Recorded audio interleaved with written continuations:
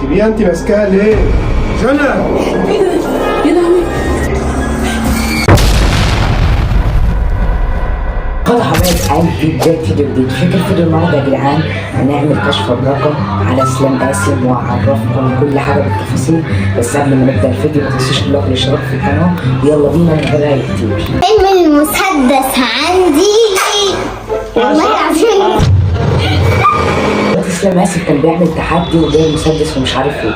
دلوقتي بقى يا جدعان النور طفى، الصلاة على النبي الرعب بدأ كده. يا جدعان سمعت حد طفى النور، ركزوا هتسمعوا حد طفى النور، يعني اسلام قاسم طفى النور وبعد كده هما طافين النور عمالين بقى يمثلوا ان النور طفى وكده يا جدعان. وشغال في الشارع. بصوا يا جدعان.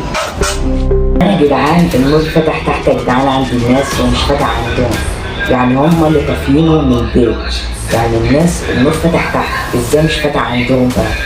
يعني شغال تحت. ايه ده؟ كلكم اكيد بتقولوا ازاي اللعبه ظهرت لوحدها. اولا يا جدعان لما اسلام قاسم كان طالع بره البيت حصل حاجه زي كده، الكاميرا اتحركت، ولما الكاميرا بتتحرك كده يا جدعان هما بيقفلوا الفيديو ويفتحوه تاني ويحطوا الحاجه دي في الارض ويفتحوا الفيديو تاني يا جدعان. يعني اسلام قاسم اصلا هو اللي شاري اللعبه دي. ده مكتوب على علم ان هي الطفل اللي اقل من 3 سنين ما ينفعش ان هو يمسكها. اللعبة دي أصلا معمولة من الذكاء الاصطناعي، معمولة عشان الألعاب يعني، وتتحط في الألعاب وتضحك الناس. مفيش حاجة اسمها ألعاب زي دي تظهر في الحقيقة. بالصلاة على النبي دخلنا على موضوع الساحرة. الساحرة دلوقتي يا جدعان هي اللي حاطة اللعبة. الساحرة دي يا جدعان واحد صاحب اسلام قاسم. ازاي الساحرة اختفت في الفيديو؟ بيعملوا كده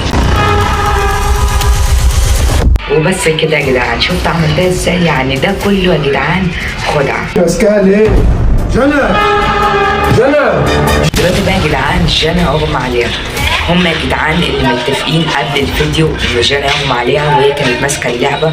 وكمان لما جانا اغمى عليها لو تلاحظوا مرات اسلام عماله تضحك. لاحظوا بصوا يا جدعان، بصوا عماله تضحك ولا همها اي حاجه. ايه ده؟ يا لهوي.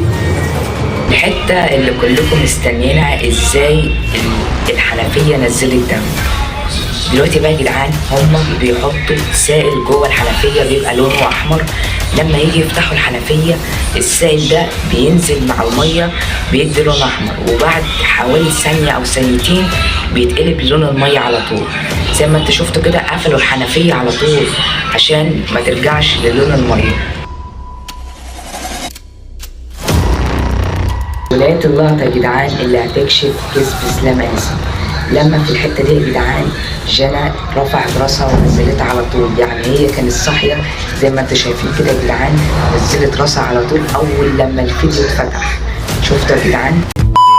كده يكون هنا فيديو النهارده. ما تنسوش اللايك والاشتراك في القناة، ويا رب يكون الفيديو عجبكم، ويا رب يكون المعلومة وصلت، واستنوا الفيديو الجاي. سلام.